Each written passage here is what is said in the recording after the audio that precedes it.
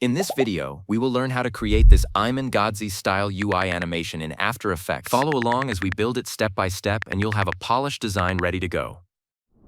Start by creating a new composition in After Effects with a resolution of 1920 by 1080 and a 10-second duration.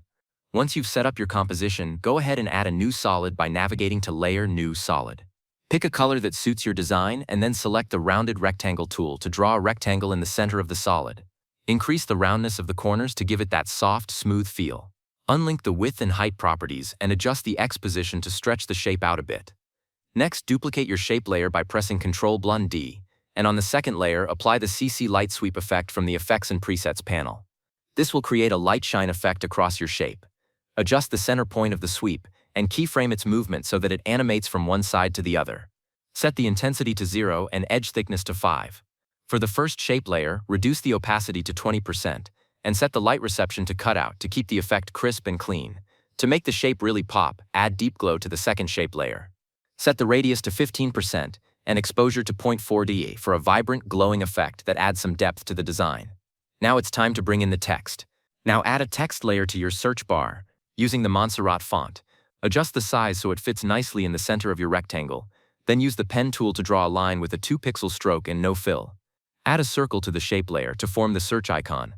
Parent the search icon to the shape layer and rotate it slightly to fit the design. You should now have a simple, clean search bar with a magnifying glass icon. Now add Google text on it. Before we move on to the animations, I want to quickly mention the Render Room, my coaching program where I teach you everything from mastering motion graphics to landing high-paying clients. You'll get full access to the project files as well as any plugins I use, like the Bounce plugin we'll use in this tutorial. If you're looking to level up your skills in freelance game, check out the link in the description. Back to the animation. Next, add a camera layer, Layer New Camera, to give your design a 3D feel.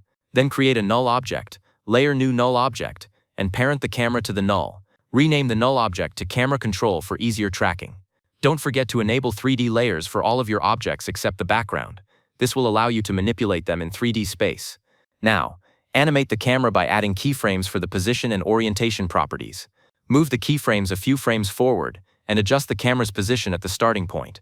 Easy all the keyframes to create a smooth transition between frames. Next, apply the typewriter animation preset to the text layer to make the text appear one character at a time, like it's being typed. Now add alternating character animation to your Google text. You can tweak the animation by adjusting the alternate character settings for a more natural flow. Once that's done, let's animate the scale of shape layers 1 and 2. Set the scale to 0 at the start of the animation, and keyframe the scale to increase as the animation moves forward. Parent the search icon to shape layer 2, and apply the Bounce plugin. You can grab this plugin from the Discord server to add a nice bouncing effect to the icon as it enters the scene. Finally, to complete the look, add a gradient background layer. Create a new solid layer, apply a gradient fill, and adjust the colors to match your design. Slice up the gradient to add some depth and dimension to the background. And that's it. You've now created a polished search UI animation in After Effects.